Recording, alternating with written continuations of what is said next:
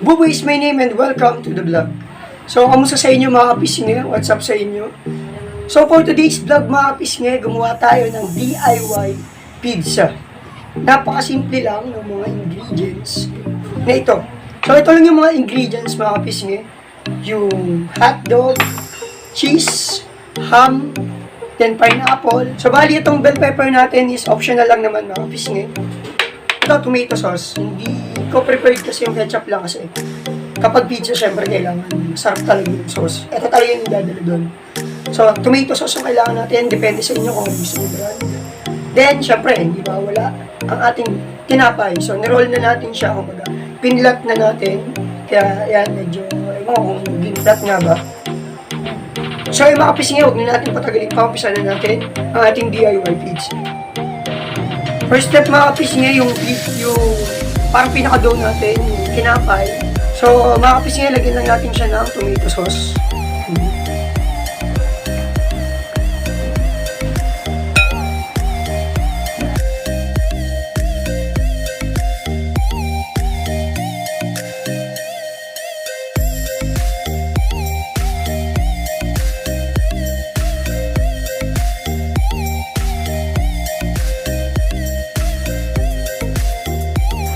Next yun, so yung cheese natin medyo malalaki yung nailagay dito.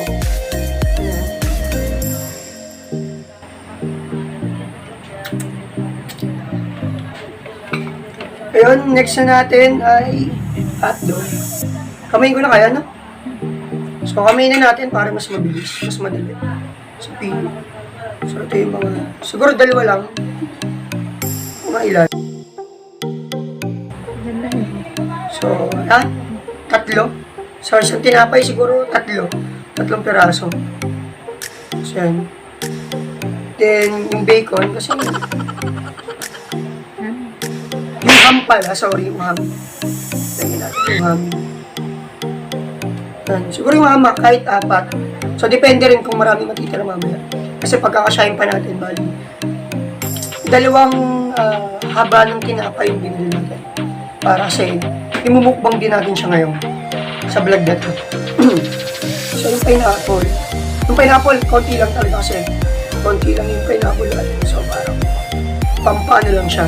Masabi lang natin Hawaiian. Yun. Pero ganun minsan yung sa mga nabibila natin pizza. Kaya mga kapisin, hindi ko alam kung na-explain ko sa inyo nang okay yung pagkakasunod-sunod. Pero madali lang yung kasing pizza. So yun, basta pagpatong-patongin nyo lang lahat ng ingredients. Then yun, ganyan na itsura niya. So yun, ulitin ko lang ulit yung pangalawang step. Kahit dalawa lang, tapos luto na natin siya. Then yun, mga pisingay, una, lagyan muna natin siya ng tomato sauce. Tomato sauce. So, depende ulit sa inyo kung madaming tomato sauce or sakto lang. Kasi ako, gusto ko marami talaga nito para lasang-lasa muna. Pizza talaga kasi sa akin yung pinagpapalasa sa tinapay. Yan. Kumbaga sa tinapay nga, ito yung palaman. Yan. So gusto ko ganyan, basang-basa. Then yung cheese, kamay na lang natin kasi medyo malalaki yung cheese natin. No? Kaya magaling nagugusto man ako ng kamay. Ako din naman kakain ito.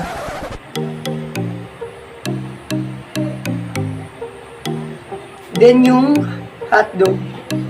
Next hotdog. 3 piraso ulit. So, gusto natin siyang patrayan. Tapos yung sunod, yung bacon. Sorry. Yung ham yung sunod, baka pisingit. 4 ulit. And then yan. Halat natin siya. Then yung pepper. Bell pepper. Black pepper sana sabihin ko. Ano ba yung black pepper? Ako. Ganyan. Tsaka, sorry, nakalimutan ko yung beets. Ang tawag nila dito? Pineapple. Pineapple beets. Ay, ganun yan. Pineapple beets. So yan. Madali lang naman ito mga kapising. Madali lang siya sunda kasi lahat ng ingredients na to, basta pasamahin nyo lang siya. So, depende sa inyo kung gaano marami, kung saan yung mas gusto part na mas marami. So, yun. Sundin nyo kung ano yung nialaman ng puso. Kasi meron kapag hindi ko sinunod ko.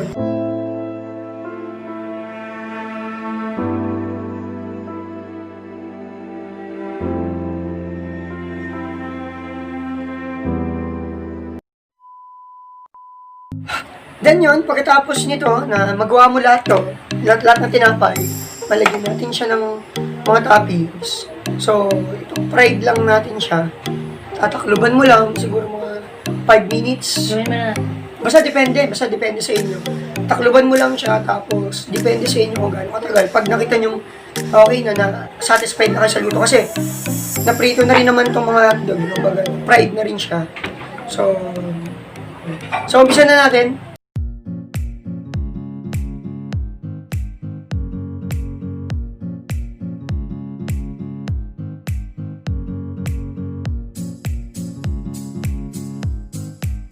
So yung mga pising okay na, tapos na ang ating DIY pizza. So yan, mukhang masarap talaga siya. Then may kasama tayong noodles,